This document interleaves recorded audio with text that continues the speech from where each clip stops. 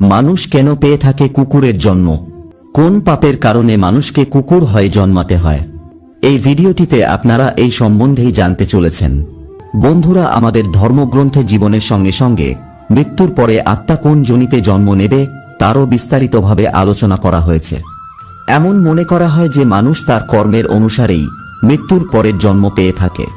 যদি কোনো মানুষের পাপ না বরাবর হয় তাহলে সে ব্যক্তিকে এই পৃথিবীতে আর দ্বিতীয়বার জন্ম নিতে হয় না, কেননা সেই ব্যক্তি মোক্ষকে প্রাপ্ত করে ফেলে।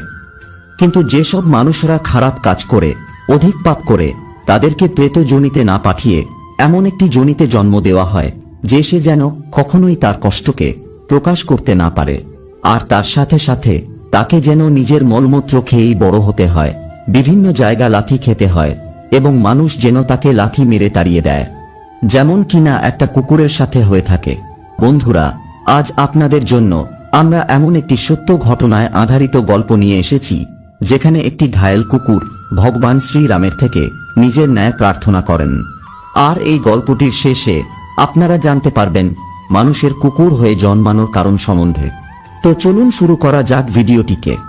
রামায়ণের সময়ের কথা ছিল, ভগবান রাম অযোধ্যায় বসে রাজ্য পরিচালনা করছিলেন।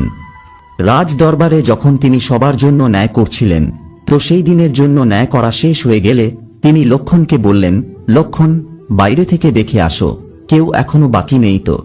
এরপরে লক্ষ্মণ যখন বাহিরে গেলেন তখন তিনি দেখলেন একটি কুকুর বাইরে বসে আছে। তখন তিনি কুকুরটিকেই ভেতরে নিয়ে আসলেন।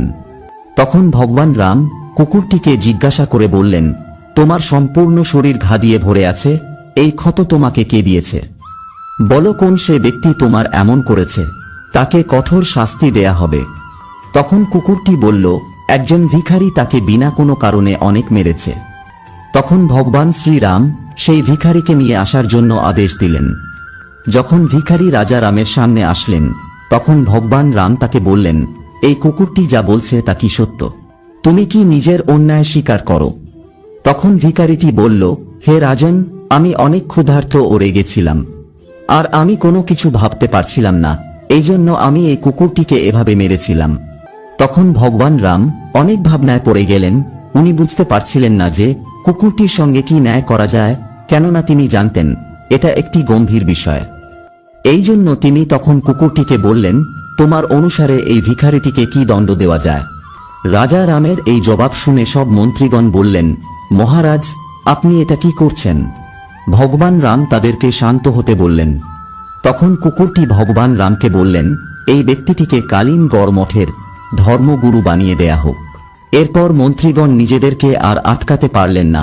তারা সবাই রাজাকে প্রশ্ন করলেন যে এটি কি ধরনের শাস্তি? তখন প্রভু শ্রীরাম বললেন, আপনারা নিজেরাই কুকুরের থেকে জিজ্ঞাসা করে নিন যে কুকুরটি কেন এই শাস্তি চায়।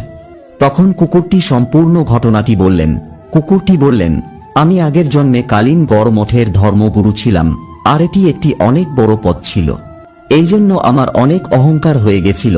আমি কারো সাথে ন্যায় করতাম না, আমি নিজের হিতের পক্ষে সব বিচার করতাম।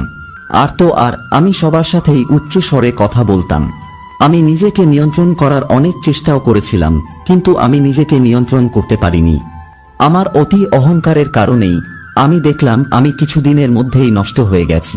সমাজে আমার বদ ও খারাপ আচরণের কথা ছড়িয়ে পড়ে, যা আমার জন্য জীবিত থাকাকালীন মৃত্যুর থেকে কম কিছুই ছিল না। আমাকে মারার সময় ভিখারি অনেক ক্রোধে ছিল এবং আমার ওপর চিল্লাতে ছিল। এই জন্য ধর্মগুরু হওয়ার পরে যখন সেও শক্তি পাবে, সেও নিজেকে এভাবেই বিনাশ করে নেবে, যেমন ভাবে আমি নিজেকে করেছিলাম। তো এই গল্পটি শুনে আপনারা কি বুঝতে পারলেন কালিনগড়ের ধর্মগুরুকে কেন কুকুরের যোনি প্রাপ্ত হয়েছিল? যদি কোনো মানুষের কুকুরের মতো ভাব সবসময় হয়, আর যদি সুযোগ আসার পরেও সে নিজেকে না শুধরায়, আর যদি তার ভাবনা সেই প্রাণীর মতোই সর্বদা থাকে, তাহলে তাকে পরজন্মে সেই প্রাণীকুলেই জন্ম নিতে হয়।